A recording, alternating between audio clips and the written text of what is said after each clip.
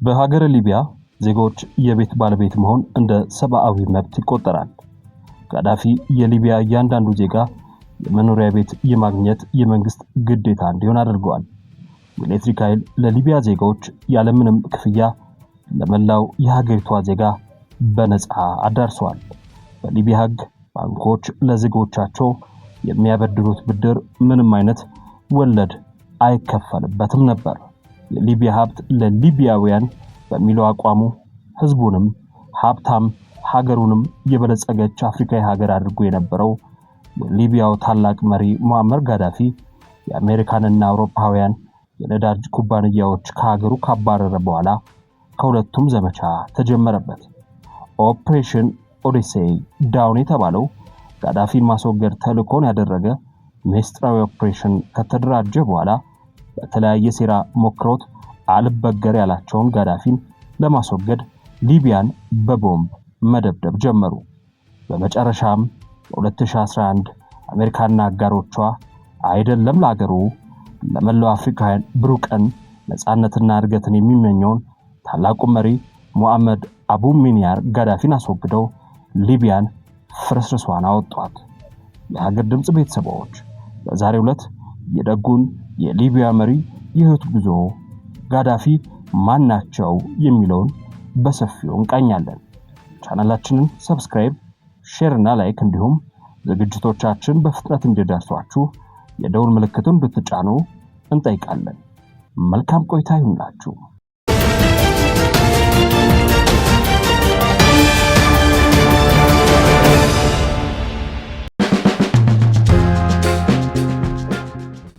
ሊቢያን ለ42 ዓመታት በብረት መዳፋቸው አስገብተው የገዟት ጋዳፊ በሙሉ የመዝገብ ስማቸው ሙአመር ሙሐመድ አቡ ማይናር አልጋዳፊ ይባላሉ።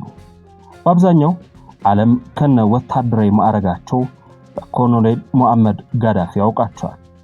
በቤንጋዚ ዩኒቨርሲቲ በታሪክ ጥናት የትምህርት ክፍል ሲማሩ የነበሩት ጋዳፊ ትምህርታቸውን አቋርጠው ውትድርናን ተቀላቀሉ። የግብፅ አብዮት መሪ ኮሎኔል ጋማል አብደል ናስር ስኬት የሳባቸው ጋዳፊ እንደ ናስር ሁሉ እሳቸውም በሚስጥር የነፃ መኮንኖች ንቅናቄን ህዋስ መሰረቱ። ንጉስ ኢድሪስን መንግስት ደም ባላፋሰሰ መፈንቅለ መንግስት አስወግደው ከስልጣኑ ኮርቻ ጉባሉ። ንጉሳዊን አስተዳደር መነቃቀሩት።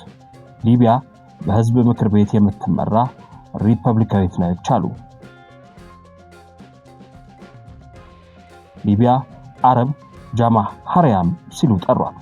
ህዝባዊ ኮሚቴ ተብዮ በእሳቸው አድራጊ ፈጣሪነት ስር ወደቀ። የሀገሪቱን የነዳጅ ዘይት ሀብት ከውጭ ኩባንያዎች ንብረትነት አላቀው ወደ ብሔራዊ ሀብትነት አዞሩ።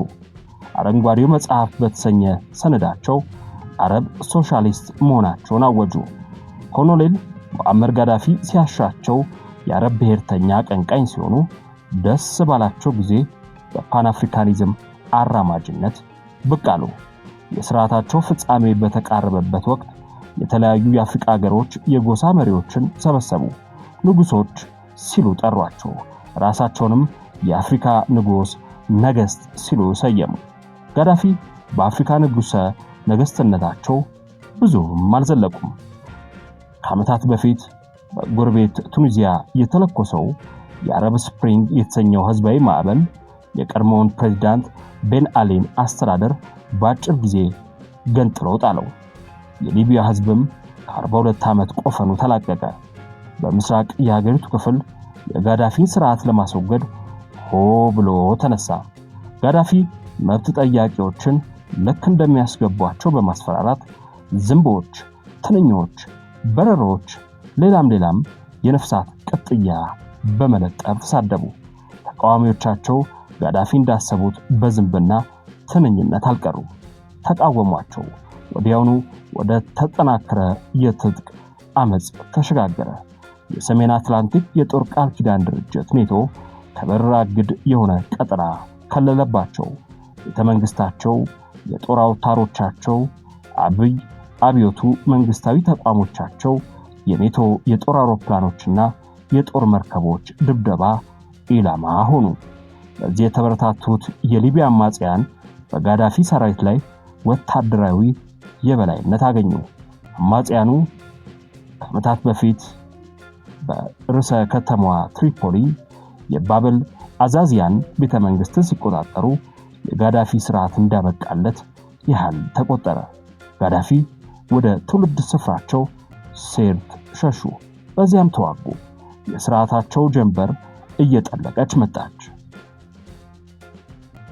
ተንገታገቱ፣ ተጉላሉ፣ አልሆነላቸውም። ከጥቂት ወራት በኋላ ከሴርት በመኪና ወደ ሌላ አቅጣጫ ሲጓዙ በፈረንሳይ ተዋጊ ጀቶች ተመቱ።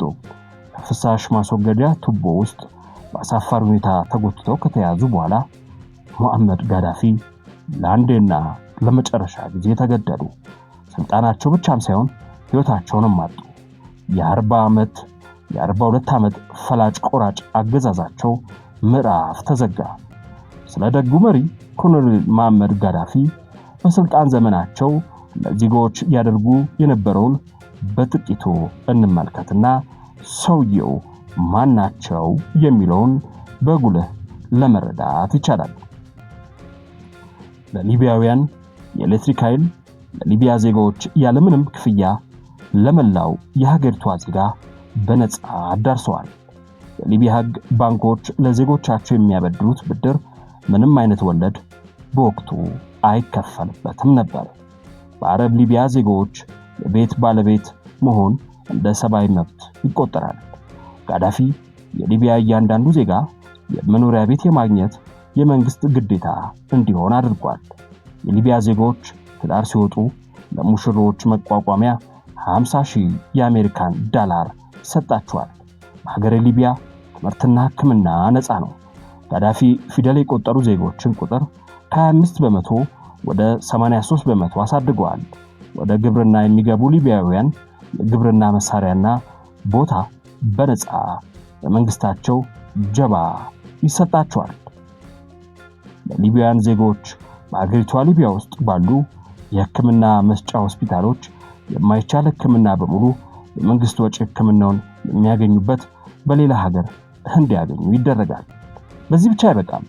እያንዳንዱ ሊቢያዊ ዜጋ በወር 2300 የአሜሪካ ዶላር የዜግነት ይከፈለዋል። ማንኛውም የሊቢያ ዜጎች መኪና መግዛት ሲፈልጉ መንግስት 50 በመቶ የውጭ እገዛ ያደርግላቸዋል። በጋዳፊ ስልጣን ዘመን ሊቢያ ውስጥ የ1 ሊትር ነዳጅ ዋጋ በወቅቱ 14 ሳንቲም ብቻ ነበር የሚሸጠው። በጋዳፊ ስልጣን ዘመን ሊቢያ ከየትኛውም ሀገርም ሆነ አበዳሪ ተቋማት 74 ሳንቲም ብድር አልነበረባትም፣ የለባትም ነበር።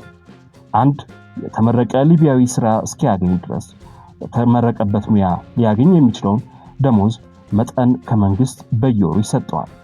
የሊቢያ ከምታወጣው ነዳጅና ከነዳጅ ንግድ ትርፍ በጥቂቱ ተቀነጣጥቦ ለመላው የሀገሪቷ ዜጎች የባንክ አካውንት ውስጥ ከነዳጅ ከሚገኘው ትርፍ ይገባላቸዋል። በሀገረ ሊቢያ በሙአመር ጋዳፊ ስልጣን ዘመን አንድ ሊቢያዊት እናት ልጅ ስትወልድ መንግስት 5000 የአሜሪካ ዶላር ይሰጣታል። በጋዳፊ የስልጣን ዘመን 40 ዳቦ በሊቢያ 15 ሳንቲም ይሸጥ ነበር። የ40 ህፃናት ቁርስ በ15 ሳንቲም። አጃኢብ እኮ ነው። ጋዳፊ የስልጣን ዘመን 25 በመቶ የሚሆኑት ሊቢያውያን የዩኒቨርሲቲ ዲግሪ አላቸው። በበረሃማው ሀገር ታላቁ ሰው ሰራሽ ወንዝ የተሰኘውን የዓለማችንን የእርከን ፕሮጀክት ለሊቢያ ያሰሩት ሙአመር ጋዳፊ ናቸው። ጋዳፊ ከኢትዮጵያ መንግስት ጋር የቀረበ ግንኙነት እንደነበራቸው ይነገራል። በተለይም ከኮሎኔል መንግስቱ ኃይለማርያም ጋር የተለየ ወዳጅነት ነበራቸው። ጋዳፊም በወቅቱ ይህንን ብለው ነበር። ኮሎኔል መንግስቱን ወደው ነበር። ብዙም እንደሚባለው አምባገነን አልነበረም። ከኮሎኔል መንግስቱ ጋር በፈረንጆቹ 1988 አዲስ አበባ ላይ በዝግ መክረናል። የአፍሪካ ጥምር ጦር ለማቋቋምና በቀይ ባህር ዳርቻ ያሉ ሀገሮችን ለመቆጣጠር አስበን ነበር።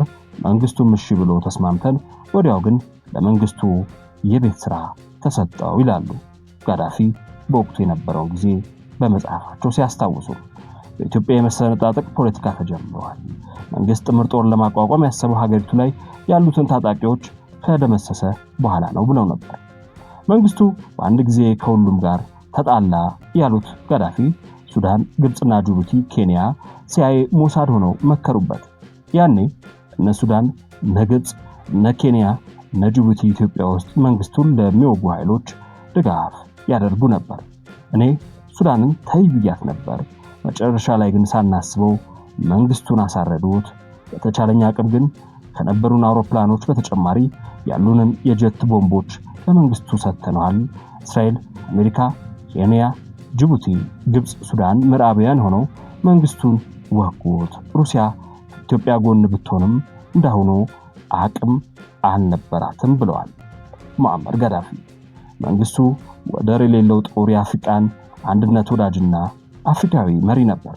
መንግስቱ ባይሰርበት ኖሮ ሱዳንና ግብጽ፣ ኬንያና ጅቡቲ ባይከዱን የአፍሪካ ጥምር ጦርና የጥምር ጦሩ ዓመታዊ ሀብት በአፍሪካ ወርቅ ብቻ እንዲሸፈን ተስማምተን ነበር፣ ግን አልሆነልንም ሲሉ በቁጭት ጋዳፊ ወቅቱን አስታውሰዋል።